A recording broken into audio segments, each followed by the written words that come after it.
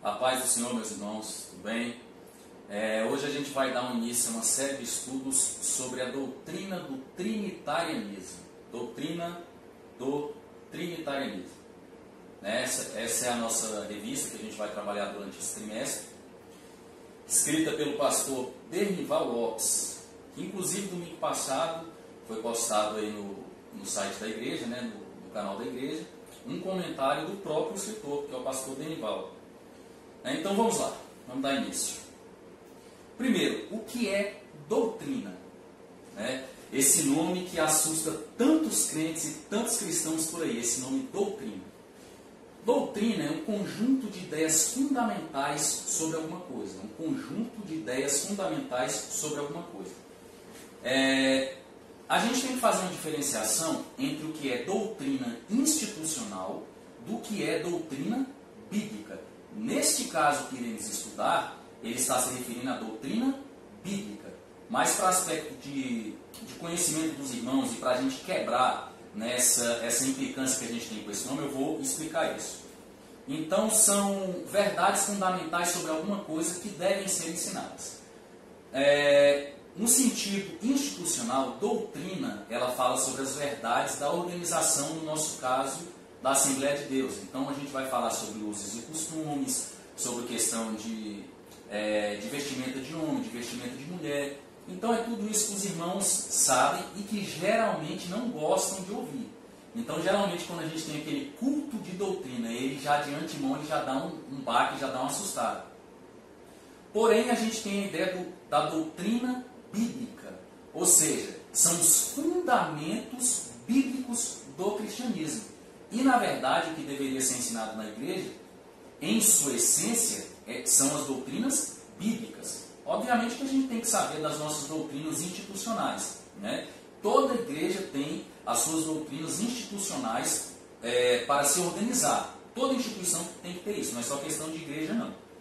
Mas uma falha que a gente tem é que a gente confundiu o que é doutrina bíblica com o que é doutrina institucional. E, na verdade, o que a gente viu durante muitos e muitos anos e ainda vê até hoje, é o que é ensinado em cultos de doutrina, é doutrina meramente institucional. Então, volto a dizer, doutrina bíblica é diferente de doutrina institucional. O que uma doutrina bíblica deve ensinar? Ela deve ensinar as verdades do cristianismo, as verdades teológicas do cristianismo. Lá vem eu falando mais uma vez de teologia. Mas mesmo que vocês não gostem desse nome, as verdades que estão por trás disso aí estão no cotidiano de todos vocês desde sempre, desde quando vocês pisaram na igreja e até mesmo antes. Então, o que deveria ser ensinado na igreja nos cultos de doutrina? Doutrina sobre Cristo, cristologia. Doutrina sobre o homem, antropologia bíblica. Doutrina sobre o pecado, ramartiologia. Só contar um caso que aconteceu comigo aqui na minha antiga igreja. Eu estava dando uma aula sobre, não sei exatamente sobre o que era, mas entrou num assunto sobre doutrina do pecado. E teve uma irmã que ela se levantou e pediu para fazer um comentário no meio da aula. Eu permiti. E ela disse que ela discordava. Ela falou que o homem, o problema do homem, ele era mal do jeito que era, e era do jeito que era por causa do meio social que o influenciava. E detalhe, essa irmã era crente antiga e era líder de departamento. Ou seja, ela não foi ensinada sobre a doutrina do pecado. Ela não foi ensinada sobre a ramartiologia. Esses nomes mais complicados, eles vão mais para o universo da teologia, mas a verdade que existe ali, todos nós devemos saber. Então, esse é o primeiro ponto. Doutrinas são verdades essenciais que devem ser ensinadas. Neste caso da lição, é a doutrina bíblica que a gente vai falar sobre o trinitarianismo. E o que é o trinitarianismo? O trinitarianismo é como nós acreditamos na Trindade.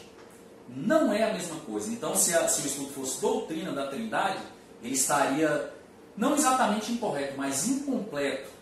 Então, o que seria o trinitarianismo? O trinitarianismo é uma doutrina cristã, de como acreditamos na Trindade. Então, tem uma definição melhor aqui para os irmãos. O trinitarianismo é uma doutrina cristã da Trindade. Define Deus como três pessoas consubstanciais e coeternas, faltou colocar isso coeternas. O que seria consubstancial? Eles têm a mesma substância. E o que seria coeternos? Os três são eternos. Né? Porque tem algumas ramificações que a gente vai falar a respeito disso, que não acreditam, por exemplo, que Jesus seja eterno, que ele tenha sido criado. A gente vai falar sobre essa heresia daqui no decorrer dessas nossas questões. Né? Ainda sobre o trinitarianismo. As três pessoas são distintas, mas numa única substância, essência ou natureza. Por que eu falei que trinitarianismo não é a mesma coisa que trindade? Porque existem outras religiões, inclusive mais antigas que o cristianismo, que também acreditam numa trindade. Que seriam três deuses, né? Na maioria delas, três deuses principais, né? Dentro de um panteão, mas eles acreditam nessa trindade. Né? Essas religiões, a gente define elas como triteístas. Ou seja, o que seria o triteísmo? É uma doutrina não cristã, presta atenção, não cristã. O trinitarianismo é a doutrina cristã, é a forma como os cristãos enxergam essa organização da trindade. Então, os triteístas, eles são uma doutrina não cristã, que acreditam em três deuses principais que formam uma trindade. Porém, são pessoas distintas entre si. Ou seja, são três deuses diferentes, completamente diferentes, mas que eles formam uma espécie de uma, né, para melhor entendimento, de uma trindade. E que religiões seriam essas? Que inclusive são mais antigas que o cristianismo. Tem várias. Eu separei algumas aí para os irmãos verem. Ó. Por exemplo, a religião egípcia. Né? E cada um fazendo aí um papel similar ao que faria o Deus Pai, o Deus Filho e o Deus Espírito Santo. A religião egípcia, a gente tem Osíris, Horus e Ísis.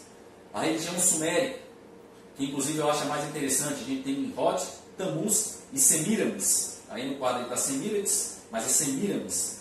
E a gente tem, na religião grega, a gente tem a romana, a gente tem a nórdica, a gente tem até na Tupi-Guarani, que eles acreditavam numa trindade. Aí vocês podem se perguntar ou me perguntar. Então a trindade cristã, ela apareceu só depois da trindade dessas outras religiões? Foi. Mas nem por isso ela foi copiada daqui. Na verdade, o que acontece desde da revolta que houve no céu com Lúcifer, até o final dos tempos em Apocalipse, é que Satanás ele tenta falsificar a trindade. Ele sabe da trindade. Então, mesmo antes da revelação da trindade ter chegado aos seres humanos, Satanás já incita outras religiões a criarem essa ideia. Né? Uma coisa muito interessante da gente perceber é que em Apocalipse, Satanás também vai tentar falsificar a trindade. Como é que ele vai fazer isso? Existem três personagens que vão aparecer no livro de Apocalipse, que é o dragão Satanás, que é o anticristo e o falso profeta. Cada um deles vai tentar falsificar a ação ou do Deus Pai, ou do Deus Filho, ou do Deus Espírito Santo. Observe só como é que acontece isso. O dragão Satanás ele tenta se colocar no lugar de Deus. O anticristo ele tenta se colocar no lugar de Cristo. E o falso profeta ele tenta se colocar no lugar do Espírito Santo. Então, quando a gente vê na Bíblia, quando Cristo recebe todo o poder de Deus Pai, a gente vai para Apocalipse. Quem é que vai dar o poder para o anticristo agir? O dragão Satanás. Na Bíblia, quem convence o homem do juízo, do pecado e da justiça e quem o convence a seguir Cristo? O Espírito Santo. Lá na trindade satânica, que vai aparecer em Apocalipse, o falso profeta é quem vai convencer toda a humanidade a seguir o anticristo. Então, desde o começo dos tempos, obviamente depois de Satanás, da revolta de Satanás no céu, que ele foi expulso, que ele tenta falsificar a trindade. Obviamente, dentro de uma ideia triteísta. Porque o que acontece dentro da trindade divina, a trindade bíblica, que é uma coisa que a gente vai começar a tentar explicar agora. Pois bem, meus irmãos, falar sobre trindade é uma coisa extremamente difícil. Talvez a doutrina bíblica mais difícil de ser compreendida seja a trindade. Uma coisa interessante em relação aos estudos doutrinários, essas doutrinas que a gente tem na Bíblia, é que quanto mais perto a doutrina tenta chegar do ser de Deus, mais incompreensível ela se torna. Então, quando a gente vem estudando aqui, por exemplo, antropologia bíblica, que a gente estuda o homem, né, que a gente estuda a revelação de Deus sobre o homem, é mais simples compreender. Quando a gente estuda a doutrina cristológica, da revelação de Cristo como nosso Salvador, principalmente em relação à baixa cristologia, que a gente chama em teologia, que é compreender Cristo como homem, é mais simples do que começar a compreendê-lo como Deus, né, que é a alta cristologia. Ou seja, quanto mais a gente vai caminhando para perto do ser de Deus, mais incompreensível vai ficando ao nosso raciocínio. E a Trindade seja não, na minha opinião, é a doutrina mais complexa de ser compreendida. Na verdade, ela é um mistério, né? Ela não é uma charada a gente decifra, ela é um mistério, uma coisa que a gente não entende e simplesmente tem que aceitar que é assim. Isso está fora da nossa compreensão humana, né? Como três ao mesmo tempo, três personalidades diferentes, três pessoas diferentes, ao mesmo tempo são uma, ou é uma, né? Dependendo da conjugação, isso não entra na nossa cabeça. Não é porque uma coisa não seja explícita, que ela não seja clara. Pode parecer contraditório isso, mas o nome Trindade ele não está explícito na Bíblia. Não existe nenhuma passagem que você vai ver Deus se revelando assim: eu, o Filho e o Espírito Santo somos uma Trindade. A gente não vê isso na Bíblia. Não existe. E nem o nome trinitarianismo. Somos acusados por muitos de sermos antibíblicos, porque defendemos essa ideia. Porém é o seguinte, como eu acabei de dizer, não é porque uma coisa não é explícita, não tenha sido escrita, não tenha sido dita, que ela não exista. Um exemplo que eu posso dar vamos supor um pai que ele nunca disse para o filho que o ama. Nunca escreveu, nunca deixou uma declaração, nunca colocou um bilhete com esse escrito. Porém, toda a ação desse pai, desde o nascimento desse filho até a vida adulta, enquanto esse pai existiu, enquanto ele viveu, foi de cuidado, foi de proteção, foi de atenção, foi de afeto. Então isso está claro que esse pai amava esse filho. Apesar de não ter sido escrito, apesar de não estar de uma forma explícita como gostaríamos que estivesse. Ok? A gente vai ter aqui, são 13 lições para a gente discutir isso, a gente vai ver várias e várias e várias passagens que falam sobre isso, né? A gente vai começar em Gênesis 1, né, que é a nossa leitura. Porém, uma outra dificuldade que a gente tem de compreender a Trindade é em relação à hermenêutica que a gente usa. O que seria a hermenêutica? A hermenêutica é a ciência da interpretação.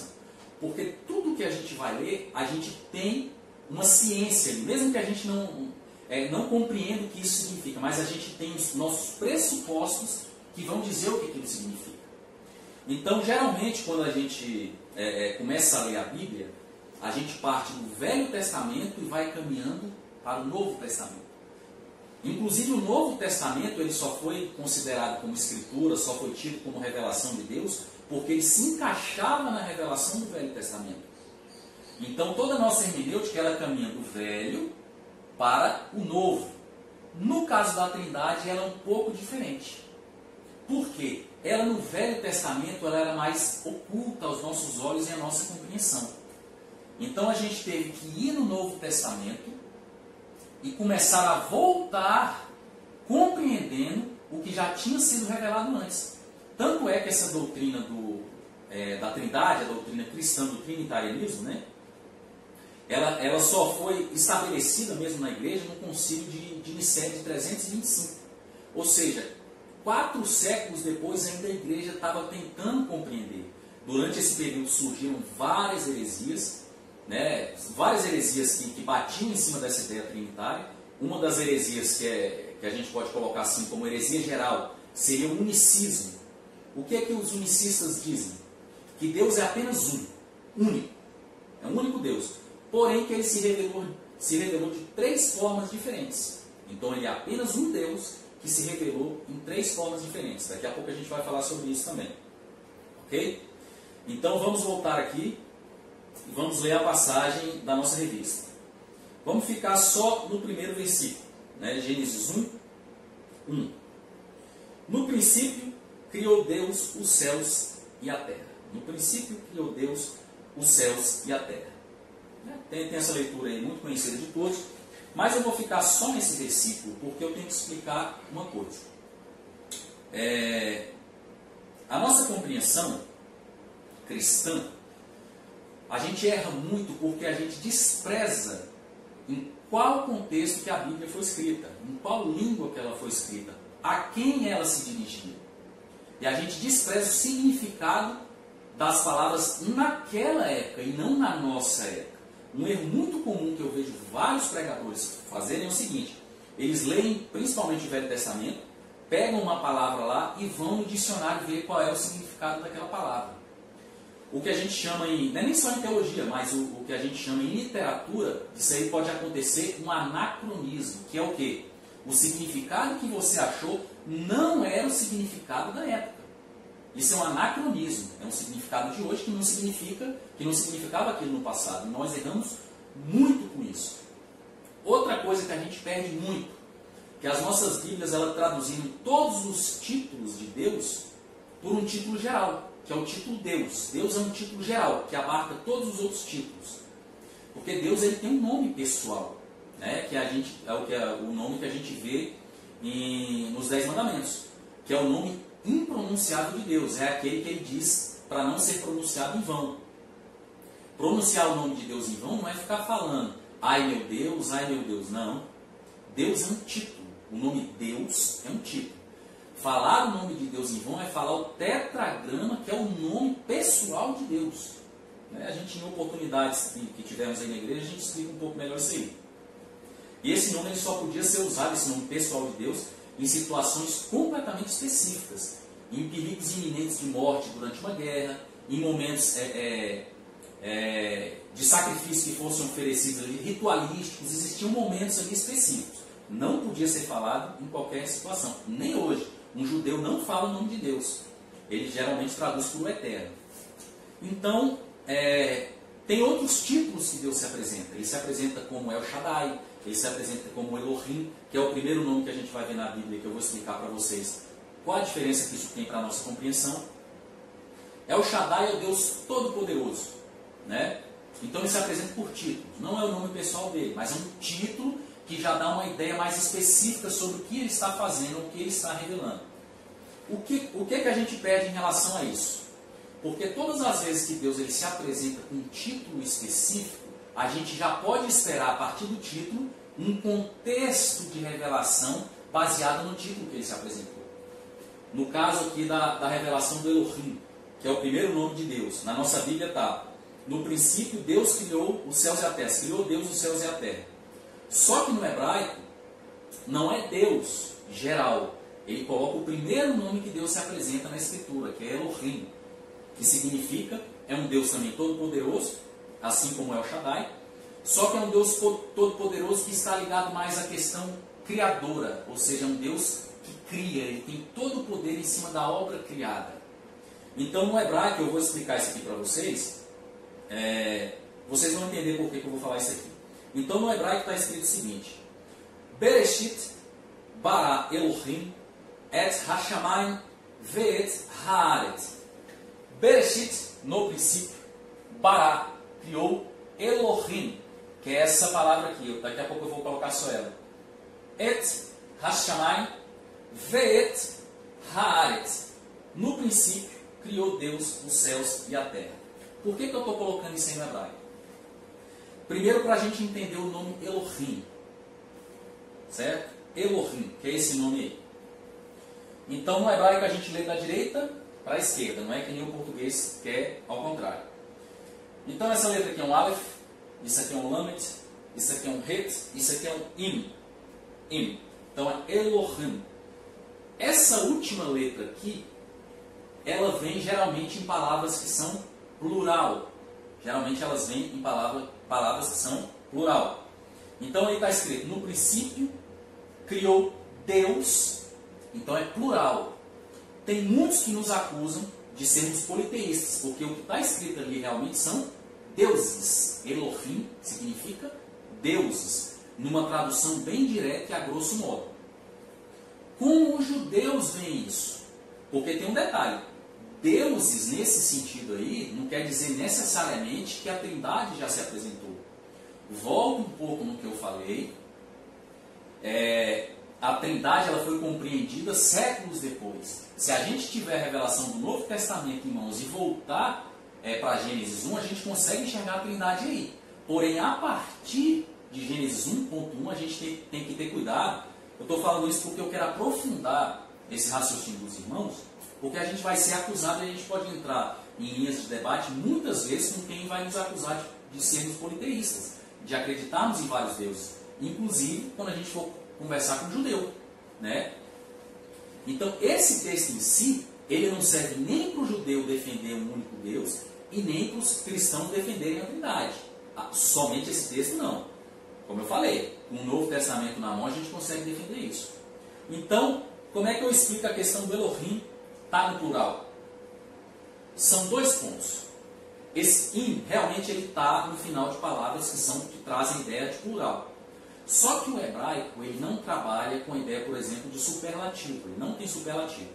Então, toda vez que é para usar um superlativo, eles também colocam o im. Então, a ideia dessa letra no final, ela pode sim significar um plural, mas ela também pode significar uma característica superlativa. No caso de Deus, até porque o verbo bará, ele está no singular. Então, no princípio, criou, no singular, deuses, no plural. Então, isso para a gente é meio estranho, mas para o judeu não. O bará está no singular, só que Deus está no plural. Elohim está no plural. Então, pode significar tanto um plural de número, mas ele significa também um superlativo. É o que os judeus chamam de plural majestático. Ou seja, significa que aquele ser, ele possui tudo. Ele possui todas as características criadoras nele mesmo. Ele é tudo. Então significa tanto plural numérico quanto um plural majestático. Falando agora um pouco sobre os unicistas, né, que eu citei no começo da aula. O que os unicistas dizem? É a doutrina contrária ao trinitarianismo e ao triteísmo, que eles acreditam numa única pessoa dentro do ser de Deus. Por que eles são contrários ao trinitarianismo e ao triteísmo? Porque os triteístas eles acreditam em 3 deuses. Nós acreditamos, que somos os trinitarianos, em 3 personalidades, não 3 deuses, em 3 personalidades que é apenas um único Deus. Né? Tem várias explicações para isso aqui. Quando a gente tiver a oportunidade de voltar a se encontrar, eu vou desenhar esse quadro para vocês. Tem vários desenhos que não explicam exatamente Deus, mas para o nosso raciocínio ele dá uma clareada bem legal para a gente compreender um pouco melhor essa questão. Unicismo seria um título geral para quem acredita em apenas um único Deus. Só que isso, durante a história da igreja, inclusive até hoje, ele tem várias ramificações. Não é só o título unicista. Então, os unicistas eles também podem ser monarquianistas, né, a ideia do monarquianismo.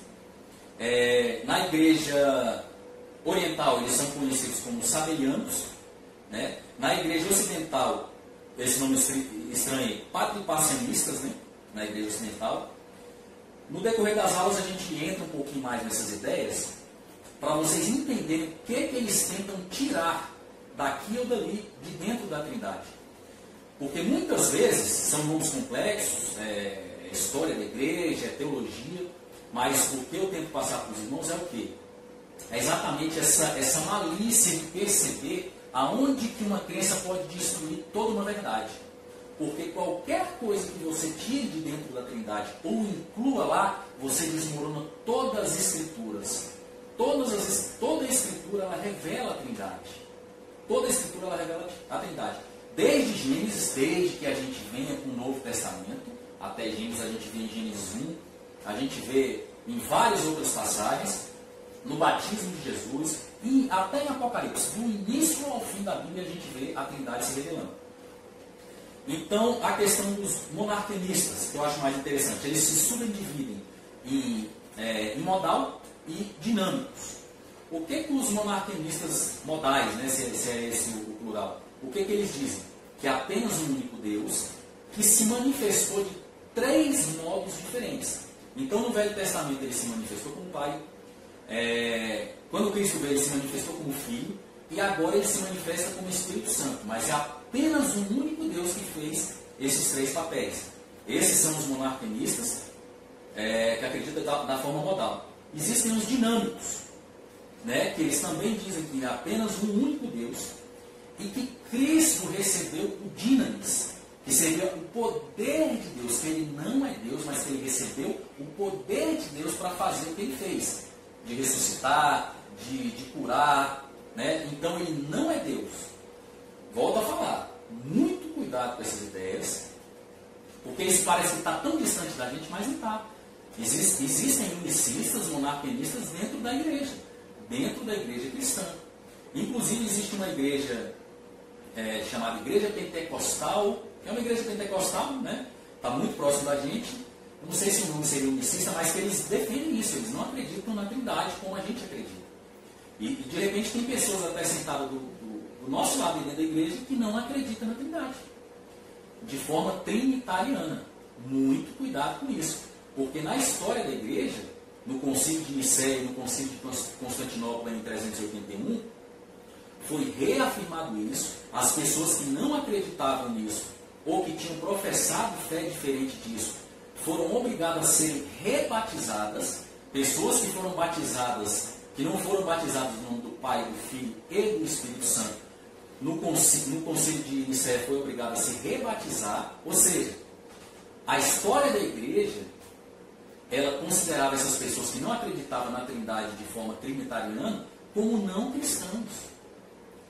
Se a gente for levar isso para a nossa realidade, a pessoa que não acredita no trinitarianismo, ele também não é cristão. Se a gente for pegar a história da igreja, a história ecumênica, que a gente tem que levar em consideração, e muito. A gente tem um péssimo costume de desprezar a história, né? De desprezar a nossa própria história. A nossa história não começou no começo do século XX, não. A nossa história não começou só com o Gunnar-Ving, não. A nossa história começou lá com os judeus, lá atrás com Moisés, na revelação que ele teve lá no monte. Então a gente tem que ter muito cuidado, e a nossa história vem se desenvolvendo através da igreja, através dos concílios, através dos credos, através de tudo que a história vem revelando dentro do universo cristão. Então muito cuidado com isso, ok, meus irmãos? Para fechar essa primeira aula, para rebater essa ideia unicista, eu vou pegar a passagem do batismo de Jesus. No batismo de Jesus, para mim, é uma passagem mais clara que tem, onde os três aparecem ao mesmo tempo. Onde Deus Pai aparece, Deus Filho e o Deus Espírito Santo. O Deus Filho está sendo batizado.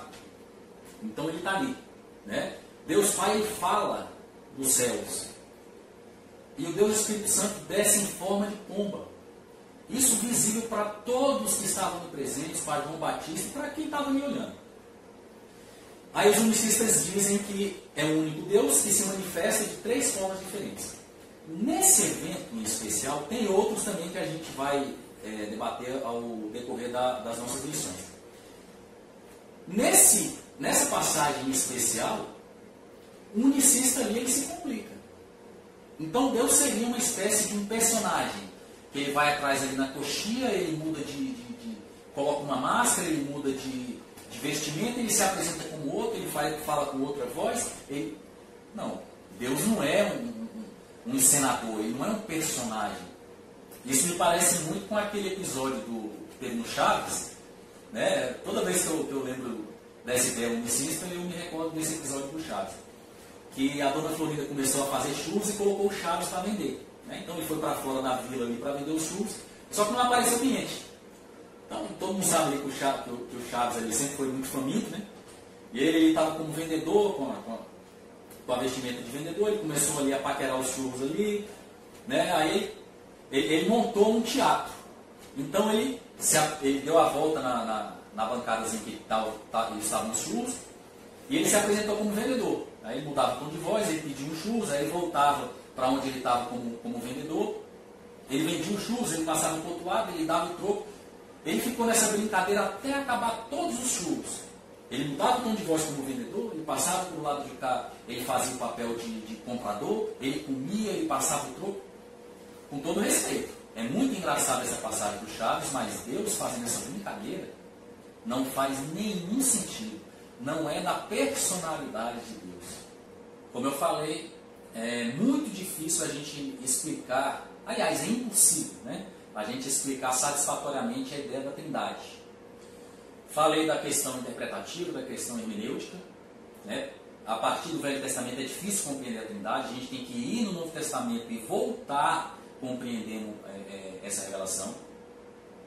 Tem a questão que quanto mais distante da nossa compreensão, quanto mais metafísico, quanto mais perto do ser de Deus chega a doutrina, mais incompreensível ela se torna. Em teologia, a gente fala que são as obras ad intra, ou seja, as obras que Deus faz dentro dele. Né? A gente estuda isso em teologia e a gente chama isso de ontologia de Deus. Como a gente estuda Deus de forma ontológica. O que seria ontologia? Logia é o estudo e onto seria o ser. Né? Então seria o estudo do ser. Então quem é Deus? Da onde ele veio? Para onde ele vai? Né? Ou seja, essas obras ad intra que acontecem dentro do próprio Deus, dentro da Trindade, dentro do próprio ser de Deus, são obras incompreensíveis. A gente apenas divide elas ali para aspectos didáticos. Porém, tem outra forma da gente olhar Deus também, a gente tentar analisar Deus, que é de forma econômica.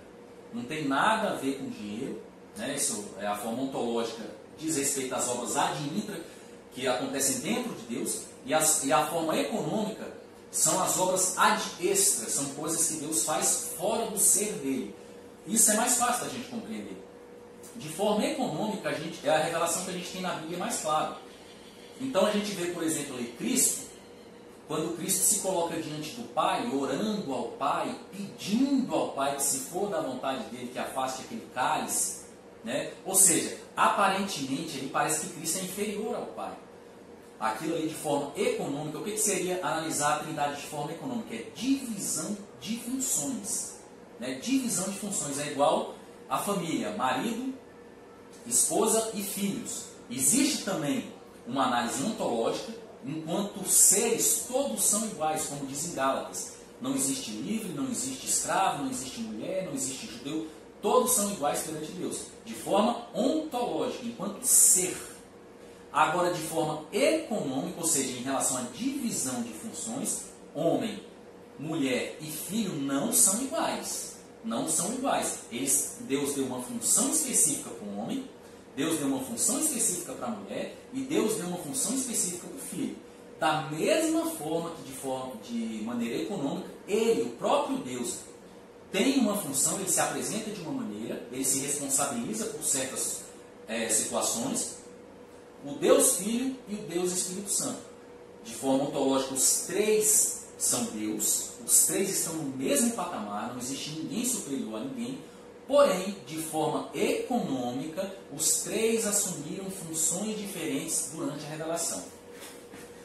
Eu faço um comparativo de forma econômica, como se fosse aquela corrida que se passa o bastão. Eu vou colocar aqui 3 corredores para combinar com a Trindade. Então, um corredor corre um certo período, passa o bastão para o outro, que passa o bastão para o outro e o outro completa a prova. Então, a cada momento que um passa o bastão para o outro, o que estava correndo, que passou o bastão, ele para. E o segundo continua, depois passa para o terceiro, o segundo para, o terceiro continua até chegar no final da corrida. No caso da Trindade, é mais ou menos isso. Deus Pai se revelou no Velho Testamento e passou o bastão para o Deus Filho se revelar. O Deus Filho se revelou e passou o bastão para o Espírito Santo vir fazer, que é o outro Consolador, né, para ele também vir aqui completar a obra da redenção. Só que uma coisa interessante, nenhum dos dois que passou o bastão, no caso Deus Pai, nem o Deus Filho, nenhum dos dois parou. Os três vão começaram a criação em Gênesis 1 juntos, e eles vão terminar todas as coisas, a consumação de todas as coisas, juntos. Eles apenas se manifestaram de forma diferente. Uma coisa muito interessante, essa forma diferente econômica no qual eles se manifestaram, não quer dizer que seja uma forma adversa da outra, muito pelo contrário. É uma maneira diferente, mas complementar. É uma obra complementar. Como assim uma obra complementar? Deus ele se revela como um pai. Ele apenas ordena lá no Velho Testamento. Por isso que tem muita gente que diz que o Deus do Velho Testamento era mau. Negativo. Isso é falta de compreensão da revelação como um todo. Ele se revelou de uma forma diferente. Então ele se revelou mais como Deus Pai. Ele ordenava e não explicava. É assim porque é. Se não fizer, tem essa consequência. Era o Deus Pai, parecia muito mal, né? Aí vem o Deus Filho, Jesus Cristo. Ele explica a revelação. Até porque ele é a própria palavra encarnada. Ele vem se explicando. Então ele traduziu os princípios que se escondiam por trás daqueles preceitos do Velho Testamento. Não pode isso, não pode aquilo, se fizer isso, morre, se fizer isso tem que ser apedrejado. Então, o Deus Filho ele vem e explica aquilo que tinha sido ordenado por Deus Pai. Aí vem o Deus Espírito Santo para completar a obra. E ele trata o nosso coração. Então ele faz com que a gente tenha vontade e desejo de seguir aquilo que foi explicado pelo Deus Filho e que foi ordenado pelo Deus Pai. Porque mesmo sabendo que aquilo é uma ordem, mesmo compreendendo o que aquilo significa, se a gente não tivesse a ajuda do próprio Deus para colocar no nosso coração essa vontade, a gente não faria. Então uma obra completa dos três. A ordenança, a explicação e a vontade de realizar o que Adão e Eva realizavam de maneira natural antes da queda. Ok, meus irmãos? Então, um forte abraço, fica aí essa nossa primeira lição. E a gente vai dar sequência aqui via internet, até o momento que a gente puder se encontrar novamente de forma pessoal. Ok? Então, um forte abraço, fiquem com Jesus.